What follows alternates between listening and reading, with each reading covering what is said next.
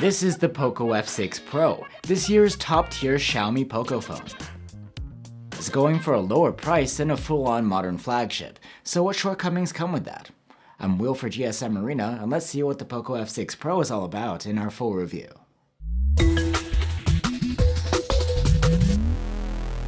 Just like the Poco F5 Pro before it, the Poco F6 Pro is a premium phone, providing features that you might not expect from a standard mid-ranger. These include a high-res OLED screen, super fast charging, and a flagship-grade chipset. A couple of things holding it back from true flagship status are that it uses last year's chipset, and you don't get an advanced camera phone setup. Poco has done a nice job with the design here. The back is made of glass, with a marble-like pattern and a smooth, velvety texture. The camera setup is typical for Poco, a large rectangle with the Poco logo on the side. The back of the phone curves at the edges into a matte aluminum frame. Overall, it feels solid and premium. There is ingress protection here, rated at IP54 against dust and splashes of water. Most proper flagships, on the other hand, are rated higher for water submersion. Like last year, the Poco F6 Pro has a 6.67-inch AMOLED with an extra sharp QHD resolution, a 120Hz refresh rate, and Gorilla Glass 5 protection. The sharpness is great at 526 ppi, and you also get perks like support for 12-bit color, Dolby Vision, and HDR10 Plus video. There's plenty of brightness here too, and it's improved over last year.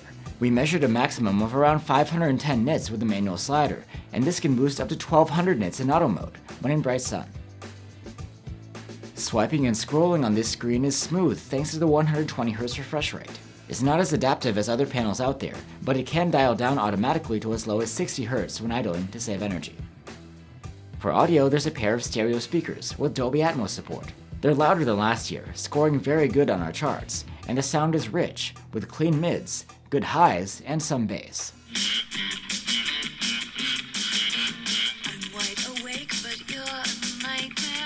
You can wake up and unlock the Poco F6 Pro with an under-display fingerprint reader. It's very accurate and snappy. And the phone comes with 256 or 512 gigs or a terabyte of UFS 4.0 storage on board that isn't expandable through microSD. The interface of the new Poco phones is Xiaomi's latest HyperOS, running on top of Android 14. If you'd like to find out more about the specifics of HyperOS, you can check out our dedicated video. And the Poco F6 Pro comes with a promise of 3 years of major software updates and 4 years of security patches. The chipset inside of the Poco F6 Pro is the same that you'd find inside of a top 2023 flagship, a Qualcomm Snapdragon 8 Gen 2. It's an upgrade over the Snapdragon 8 Plus Gen 1 within the previous model.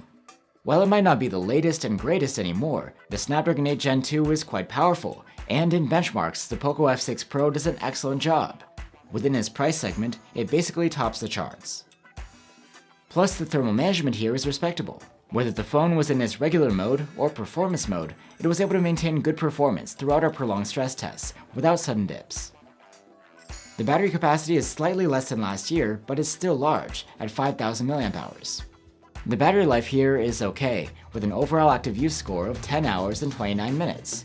Still, it falls behind some competitors. The lowest individual scores here were for web browsing and gaming. But while the battery life may not impress, the charging speed should, thanks to the 120-watt fast charging support and the charger that comes in the box.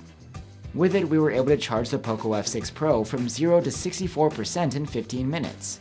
A full charge took 27 minutes. There's no support for wireless charging here though, which the Poco F5 Pro did have. And now onto the cameras. There's a 50-megapixel main cam, an 8-megapixel ultrawide, and a 2-megapixel macro camera.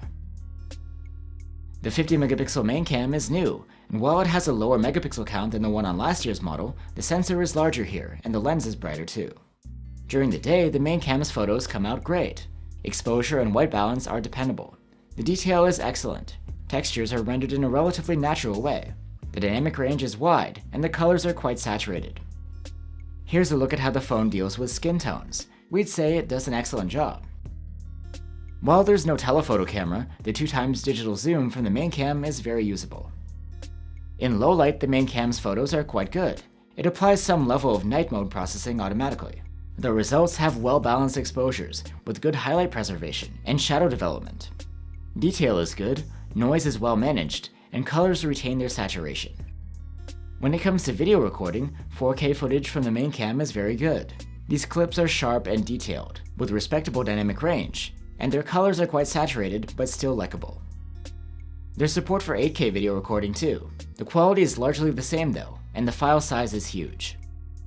When recording video, electronic stabilization is always on. It's excellent, producing smooth and stable clips. In low light, 4K videos from the main cam have okay detail and good color rendition. Highlights are reasonably well preserved. We didn't expect something amazing from this 8-megapixel ultra-wide cam, but the results are good for this sort of camera.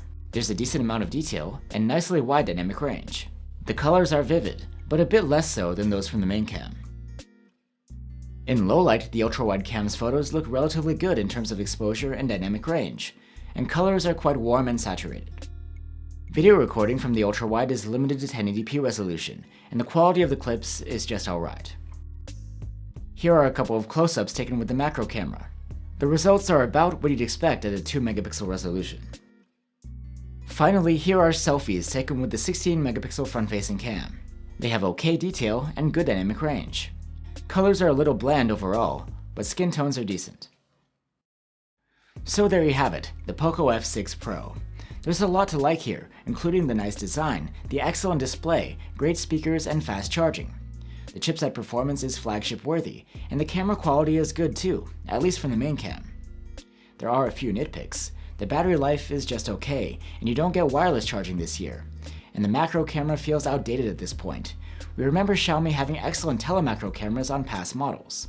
But regardless, the Poco F6 Pro is an excellent flagship killer that packs a ton of value, and it deserves a full recommendation. Thanks for watching, guys. If you're looking for alternatives on our channel, you can check out our reviews of the Samsung Galaxy A55 and the Motorola Edge 50 Pro. Let us know what you think, and I'll see you on the next one.